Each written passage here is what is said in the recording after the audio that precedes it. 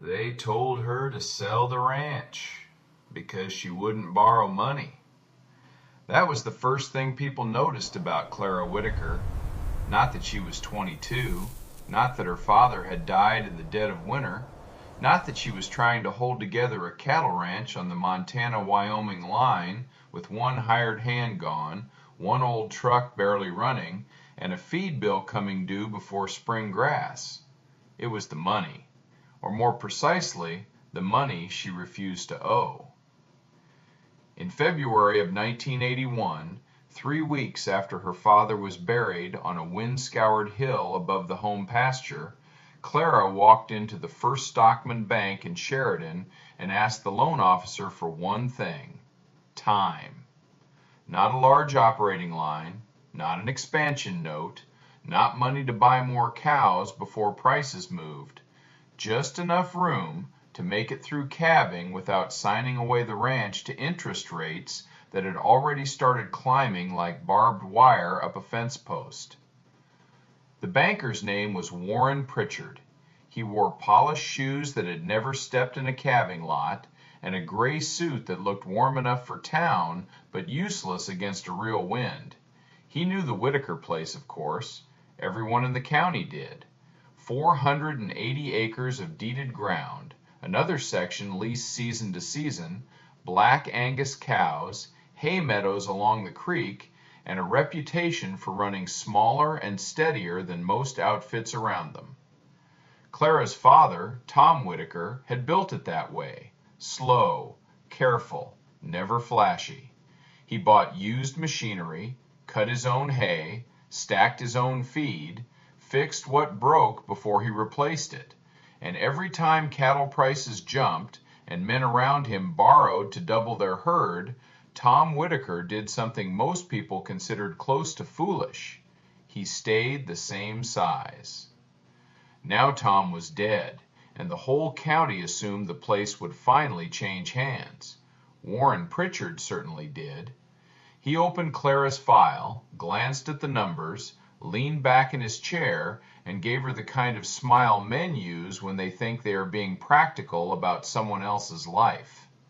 "Clara," he said, "I'm going to be honest with you. A ranch like this can't be run on caution. Not anymore. Not with feed costs where they are, not with fuel where it is, and not with interest headed higher every quarter." She didn't answer. He took that as permission to continue. "The smart move," he said, "is to lease the grazing to Brewer or Tolland, sell off the cows while the market still has some life in it, and step away before you bury yourself in a losing operation. You're young. You don't need to spend your best years fighting weather and bankers." Clara sat still.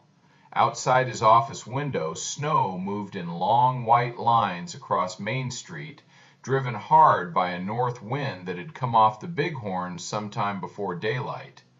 She thought about the heifers in the south lot, about the weak calf she'd tube-fed at 3 in the morning, the frozen stock tank she'd broken twice that week with a sledge, about her father's boots still sitting by the mudroom door because she had not yet decided whether putting them away would feel like order or betrayal.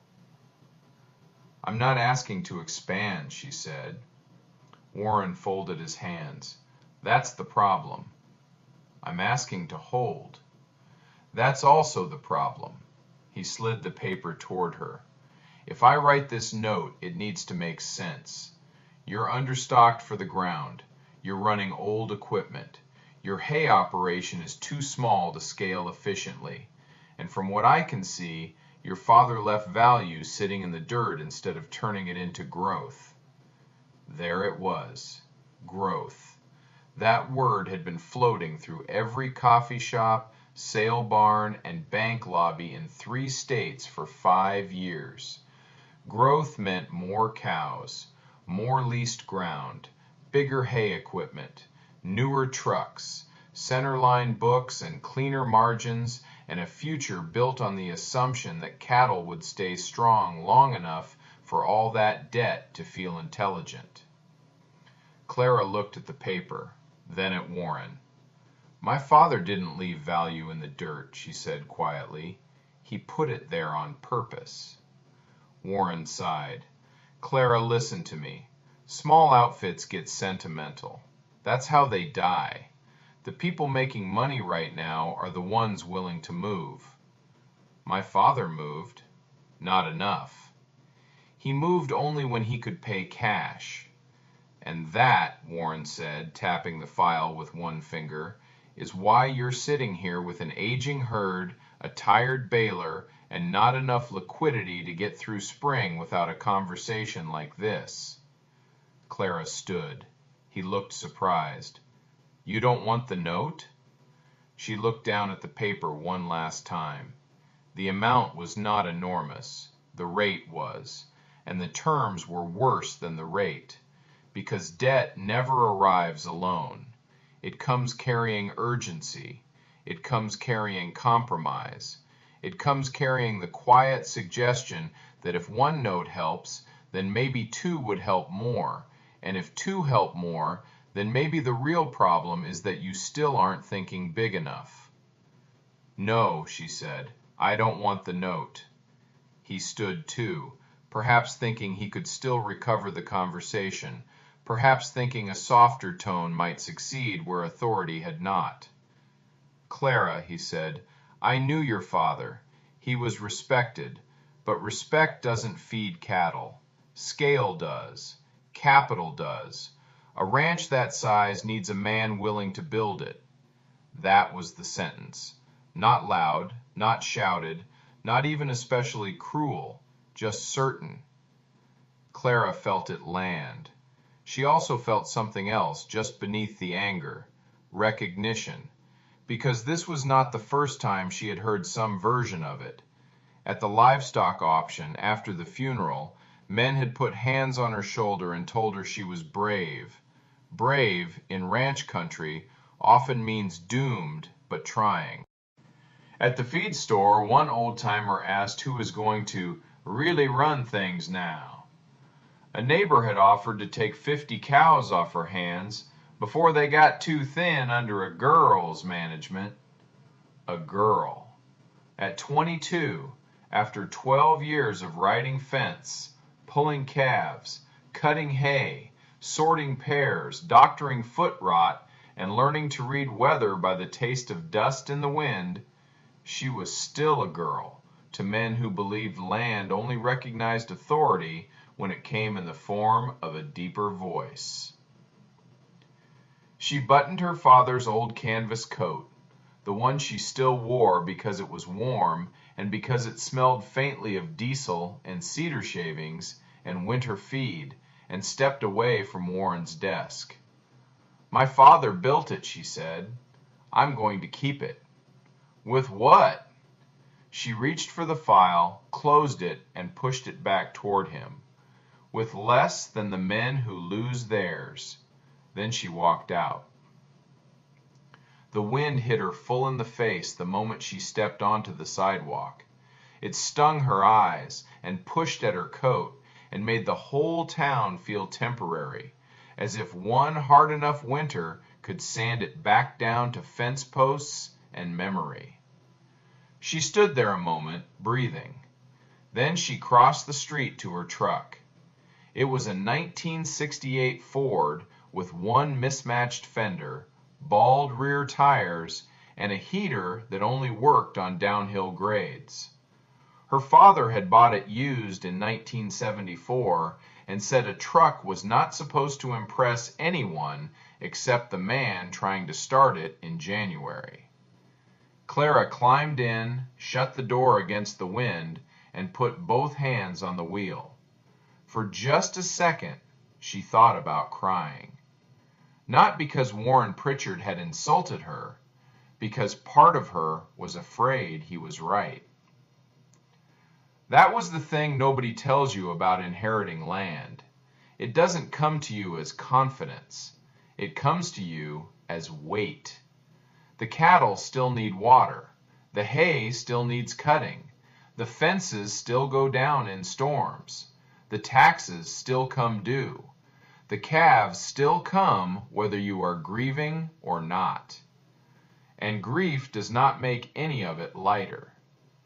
She thought about turning the truck toward town again, about driving to her aunt's house, about asking for help she did not yet know how to name, about doing the simplest thing possible, selling the cows, leasing the grass, letting the ranch become income instead of obligation. Then she looked through the cracked windshield toward the west road, toward home. The road ran out of Sheridan in 2 gray tracks, climbed the first rise, and disappeared into country that in winter looked empty to anyone who didn't belong there. But Clara knew every gate on that road, every windbreak, every drifted corner, every place the snow piled across the county line fence, every place her father had told her to downshift before the grade. And beneath the fear, there was something else, something older, not confidence, not yet, refusal. By the time she started the truck, she had already made the decision that would define the next 20 years of her life. She was not going to build the ranch fast enough to impress anyone. She was going to keep it alive long enough to outlast them. 3 days later, she drove 40 miles east to a consignment sale near Miles City with $1,200 in cash sewn into the inside pocket of her coat. And by sundown, she owned 2 old tractors everyone else had been too smart to bid on. The problem with buying cheap equipment is that it's only cheap if you can make it work. Clara learned that the hard way before the first snow melted. The auction outside Miles City wasn't much to look at. 30, maybe 40 people, mostly older ranchers leaning on pickup beds, drinking coffee from dented thermoses, watching machinery they'd seen 100 times before get sold for whatever the day would give. There were newer tractors there, not new, but new enough to matter. Clean paint, straight panels, engines that turned over without hesitation. They sold first, and they sold for more money than Clara had brought. So she walked past them, past the tractors everyone wanted, to the ones nobody did. At the far edge of the yard, half sunk in frozen mud, sat 2 machines that looked like they had already been retired twice. A 1952 International W6 and a 1957 Massey Harris 444. Faded paint, cracked seats, one with a missing side panel, both carrying that particular kind of silence that only comes from machines that haven't been started in a long time. A man standing next to her spat into the dirt. "Those will cost you more to fix than they're worth," he said. Clara didn't answer. She stepped closer, put her hand on the W6's hood. Cold steel, rough under her palm. She crouched down, checked the oil. Dark, but not burned. Pulled the dipstick, wiped it on her sleeve, checked again. Looked at the tires. Worn, but holding air. Checked the hitch. Solid. Then she moved to the Massey. Fuel smelled stale. Battery dead. But the engine turned when she leaned into the crank just enough to feel resistance. Not locked. That mattered. "You planning to farm with those?" the man asked again. She stood up. "Yes." He laughed. Not cruel, just certain. "Then you better know something the rest of us don't." Clara looked at him. "My father didn't buy things that worked," she said. "He bought things he could fix." The man stopped smiling. That was the difference. Most people at that auction were buying convenience. Clara was buying possibility. The W6 went first. The auctioneer started at $1,500. Silence. Dropped to $1,000. Still nothing. "800?" he called. Clara raised her hand. The man beside her shook his head. "7?" the auctioneer tried. No one moved. "Sold. 800. Just like that. The Massey went next. "Start me at 1,000. Nothing. 600? A hand went up in the back. Clara raised hers. 7. The man hesitated, then dropped out. Sold 700. Clara had just spent $1,500. She had minus $300 left on paper. In reality, she had enough cash left for diesel, a few parts, and not much else. She didn't feel excited. She felt committed. There's a difference. Excitement fades when something breaks. Commitment is what stays when everything does. It took her 2 days to get both tractors home. She borrowed a flatbed from a neighbor who didn't say much but watched her carefully the entire time. Not judging, measuring. The W6 rolled off the trailer easier than expected. The Massey didn't. One rear brake was locked, and it took an hour, a hammer, and a level of stubbornness that bordered on anger to get it moving. By the time both tractors were in the yard, the sun was dropping behind the ridge, and the temperature was already falling. Clara stood there, looking at them. 2 machines, $1,500, and everything riding on whether she had been right or just hopeful. She started with the W6 because it looked like it wanted to live. Her father had taught her a rule. Start with the machine that gives you something back, even if it's just a sign. She pulled the battery. Dead. Expected. Drained the fuel. Brown sludge. Also expected. Changed the oil. Cleaned the carburetor. Blew out the fuel lines. Replaced what she could with parts pulled from her father's old farmall, the one still sitting in the shed with a cracked block and a history longer than she could remember. That tractor wasn't dead. It had just finished its work, and now it was giving itself back, one piece at a time. By the second night, Clara had the W6 ready to try. New battery, fresh fuel, lines cleared, spark checked. She climbed into the seat. Cold vinyl, stiff controls. She sat there for a second longer than necessary, not because she was unsure, because she understood exactly what this moment meant. If it started, she had a chance. If it didn't, she had a problem she might not be able to solve before spring. She pulled the choke, turned the key. The engine turned once, twice, then coughed. A low, uneven sound that felt like something waking up after a long sleep. She tried again. This time it caught, rough, shaking, uneven, but running. Clara didn't smile. She exhaled, slow, like she'd been holding that breath since the auction. Because this wasn't a victory, it was permission to continue. The Massey took longer. 3 days, then 5, then a full week. The fuel system fought her. The electrical wiring looked like someone had tried to fix it 3 different times and failed in 3 different ways. At one point, she sat on the shop floor, back against the wall, hands black with grease, and thought, maybe Roy was right. Maybe this was too much ground, too much risk, too much alone. The thought stayed longer than she wanted it to. That's the dangerous kind. Not loud, not dramatic, just quiet enough to sound reasonable. She stood up anyway, walked back to the tractor, and kept going. On the 8th day, the Massey started, cleaner than the W6, stronger, like it had been waiting, not sleeping. By early April, Clara Whitaker had 2 running tractors, neither impressive, neither modern. Bank would have financed. But they were hers, paid for, understood, fixable. And that last part, that mattered more than anything Warren Pritchard had said in his office. Because Clara was beginning to understand something her father had never explained directly. He'd only shown it, over years, quietly. There are 2 kinds of systems in farming, the kind you depend on and the kind you control.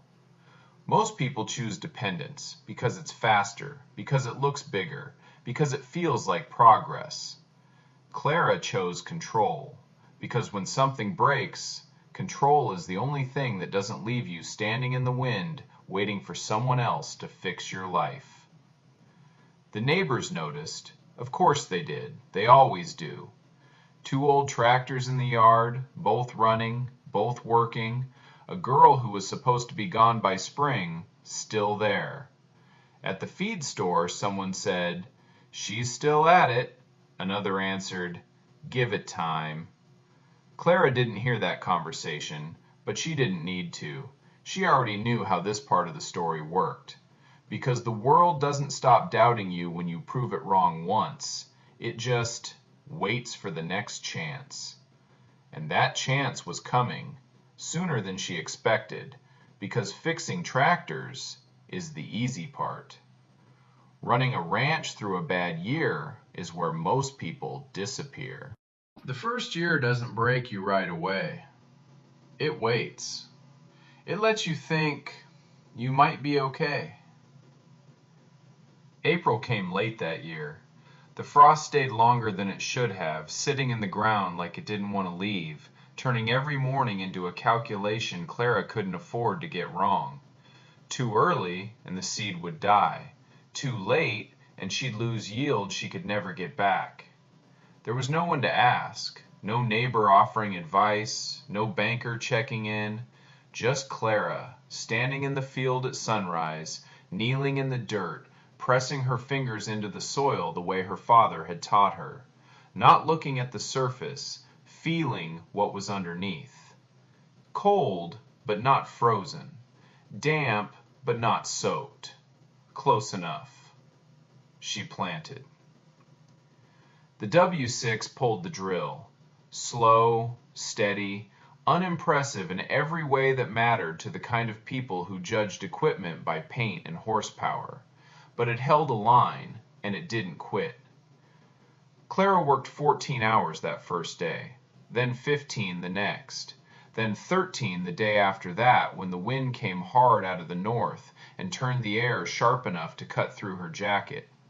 By the end of the week, 240 acres were in the ground. She stood at the edge of the field that last evening and for a moment just looked at it. No applause, no one to tell her she'd done it right. Just rows she couldn't see yet and a future she couldn't guarantee. That's the part nobody talks about. Planting doesn't feel like progress. It feels like a gamble. The first green showed 10 days later. Thin lines across the soil. Fragile, uneven in places, but alive. Clara walked those rows every morning, checking emergence, counting plants, watching for gaps, not because she could fix anything at that point, but because attention was the only control she had left. By May, the problems started. They always do. A bearing went out on the drill she hadn't had time to replace. Didn't matter during planting, mattered now when she needed to cultivate. The Massey handled most of it, but one afternoon, halfway through a field, the engine sputtered, then died. Just stopped. No warning, no slow fade, gone. Clara sat there for a second, hands still on the wheel, listening to the silence. Wind moving through dry grass, nothing else. That silence again, same one from November, same one that asks the same question every time. Are you sure you can do this? She climbed down, checked fuel, fine. Checked spark, nothing. She opened the hood, looked at the wiring she'd patched together a week earlier. One connection loose, just enough to fail. Just enough to remind her how thin the margin was. She fixed it in 20 minutes, hands steady, movements automatic, because she didn't have time for frustration. Frustration doesn't plant crops. Frustration doesn't fix machines. Frustration just wastes daylight. By June, the crop looked decent. Not exceptional, not the kind of field that would make anyone stop their truck and stare, but solid, consistent, alive. The neighbors noticed that too. At the co-op, someone said, Still think she'll quit? Another answered, wait till harvest. They always move the finish line, because doubt doesn't disappear, it just changes its timing. July brought heat, the kind that doesn't announce itself, just settles in and stays, day after day. No rain, no clouds, just sun and wind. The ground started to tighten, small cracks at first, then deeper, then wide enough to catch your boot if you weren't paying attention. Clara saw it coming. She'd seen it before. Kansas doesn't ask if you're ready for a dry year, it just gives you one. By mid-July, the crop slowed. Leaves curled, growth stalled. Not dead, not yet, but struggling. This is where most people start to panic.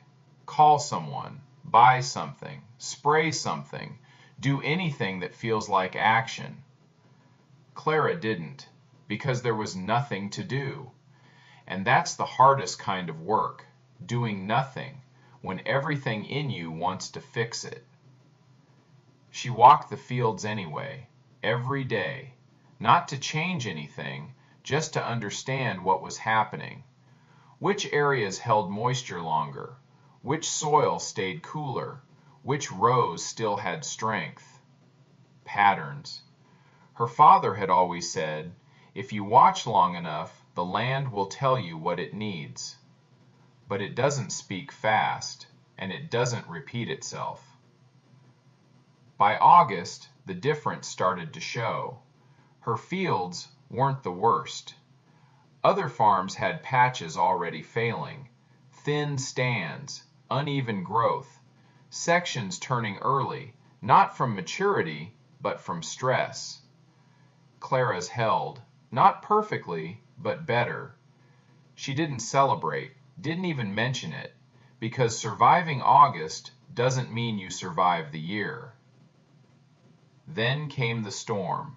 Late August, fast, violent. The kind of storm that arrives like it's been waiting all summer for one chance to ruin everything.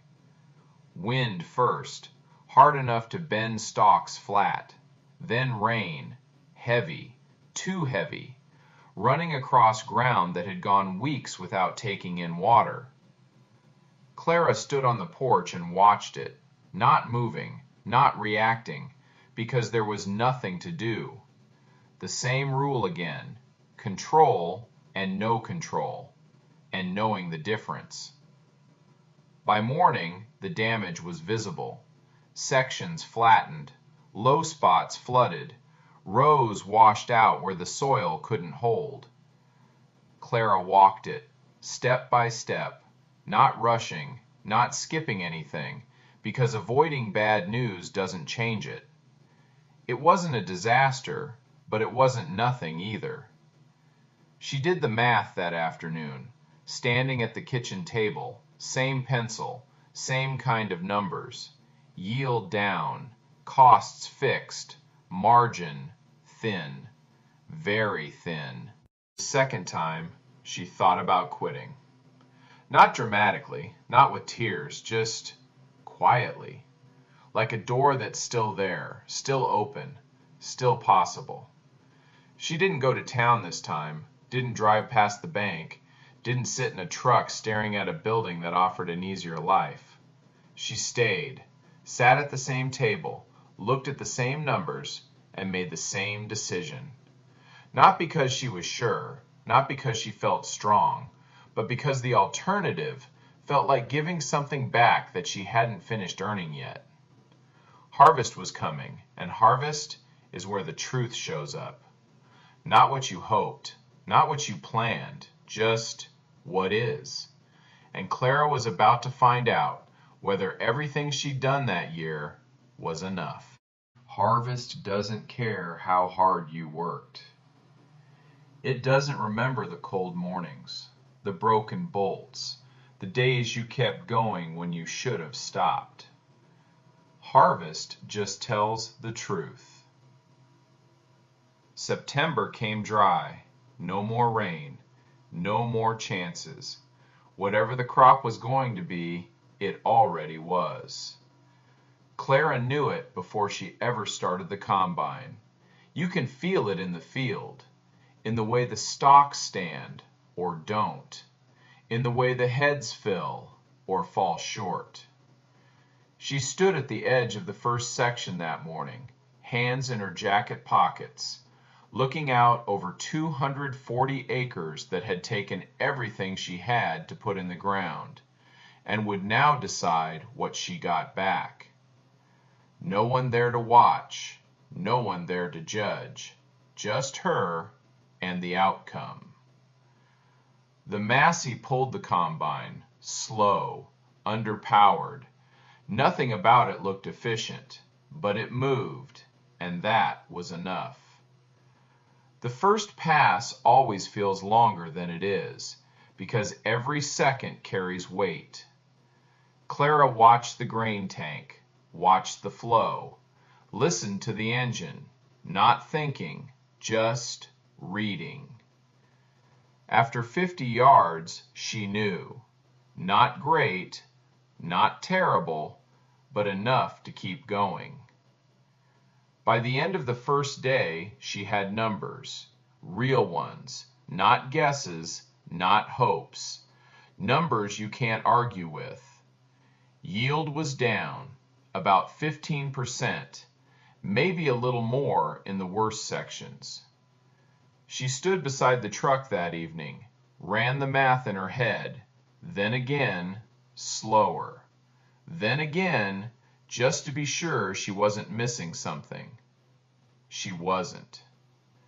She wasn't going to lose the farm, but she wasn't safe either. That's a harder place to be than people think, because losing everything gives you clarity. Surviving, barely, gives you doubt. The neighbors heard, they always do. At the co-op, someone said, "She made it through." Another answered, "Barely."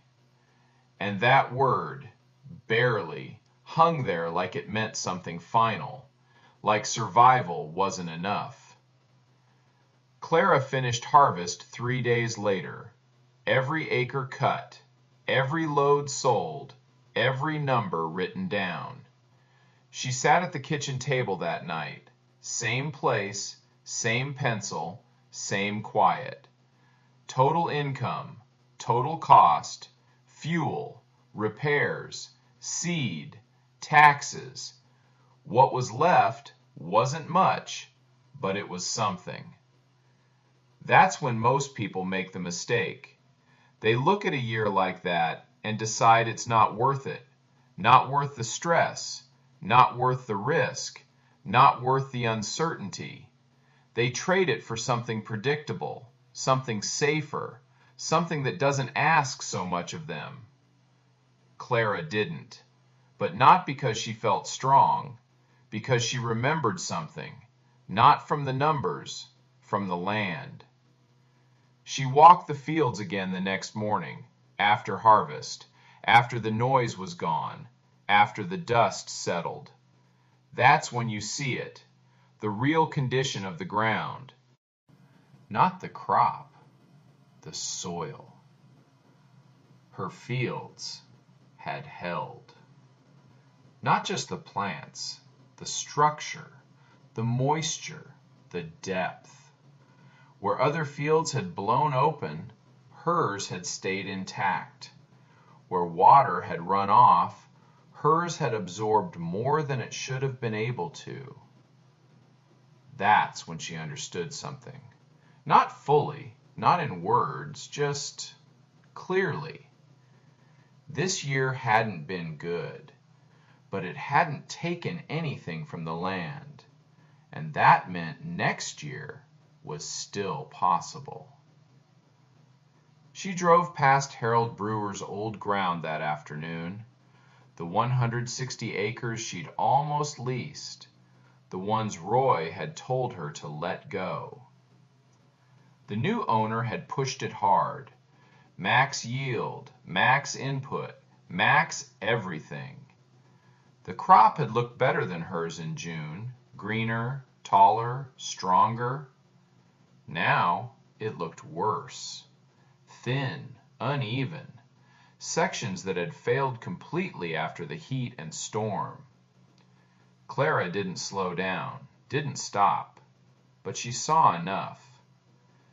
This is the part nobody notices in the moment, the difference between surviving and lasting.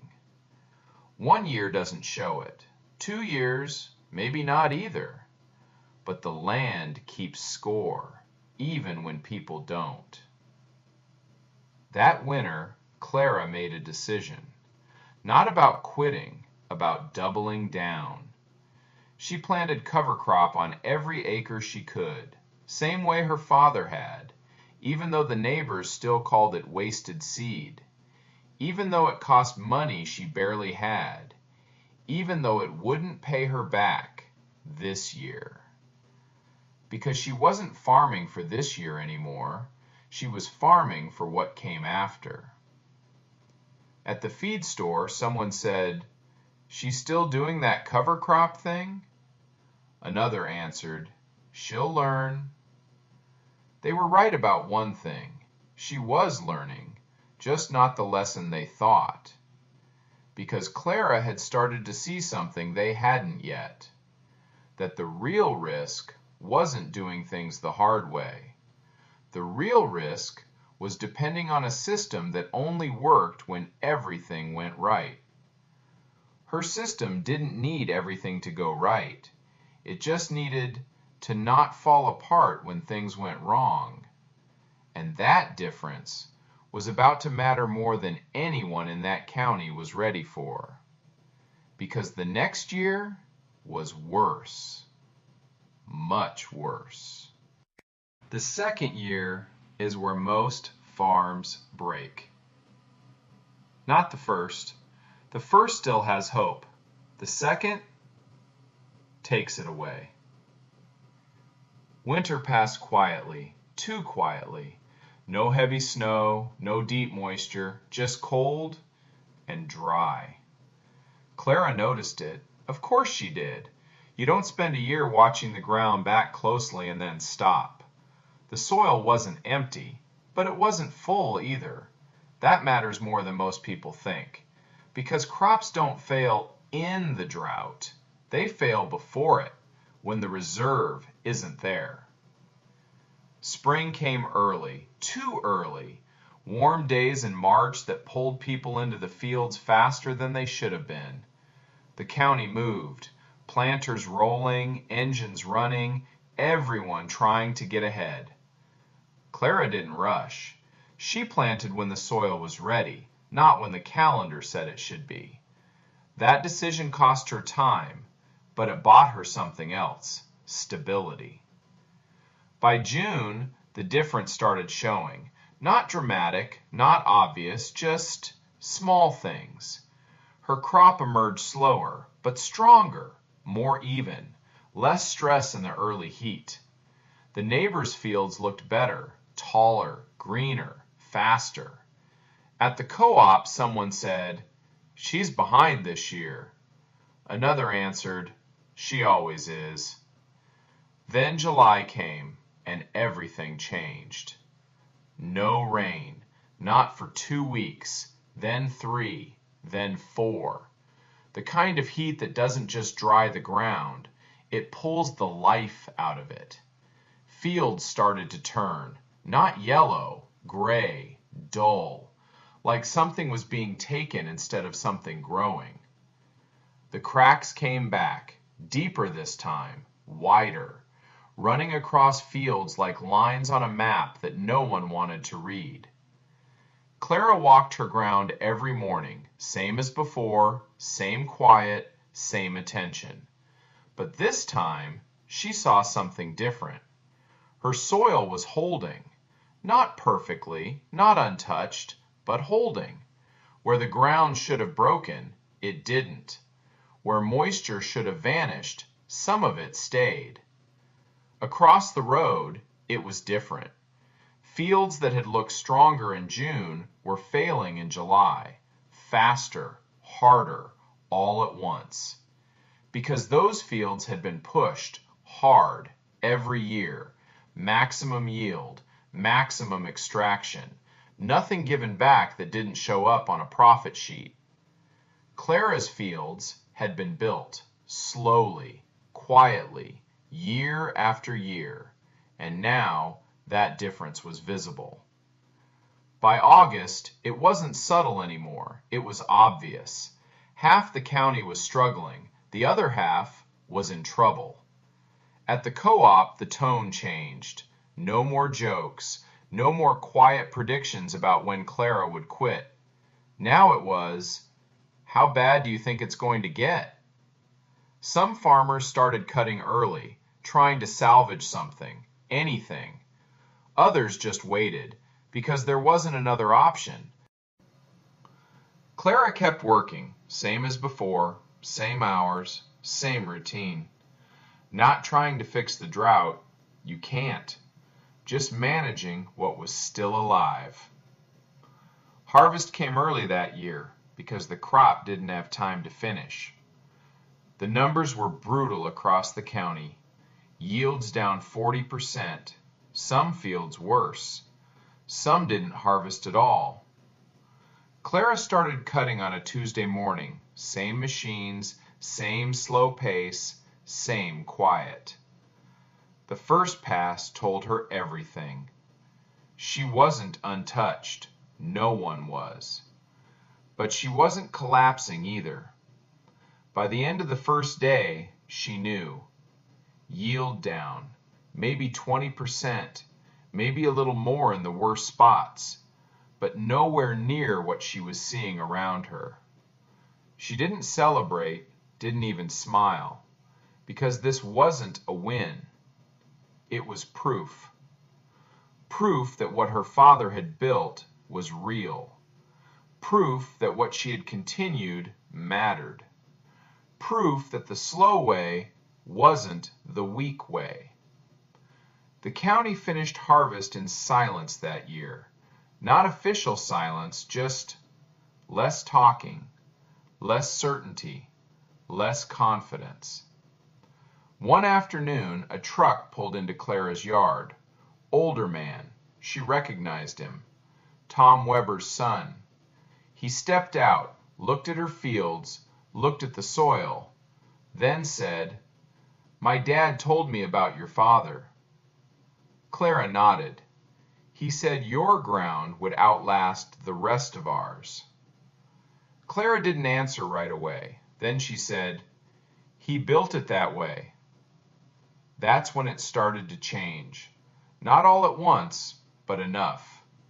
People stopped laughing, stopped calling it old-fashioned, stopped calling it slow. Some even started asking questions. But Clara didn't explain much. She never had. Because the land was already explaining it better than she could. Years later, people would tell the story differently. Make it about proving someone wrong. Make it about winning. Clara never told it that way. She told it like this. My father didn't try to get more out of the land than it could give. He just made sure it could keep giving. Then she'd pause, look out over the fields, and add one more thing. Everyone else was farming for the next year. He was farming for the next 20. The dealer told her to sell the farm, said she didn't belong out there, said she couldn't do it. 20 years later, she owned more land than anyone who'd laughed at her. But that wasn't the point. The point was this. The land remembered everything her father put into it, and when it mattered most, it gave it back. That's the whole story.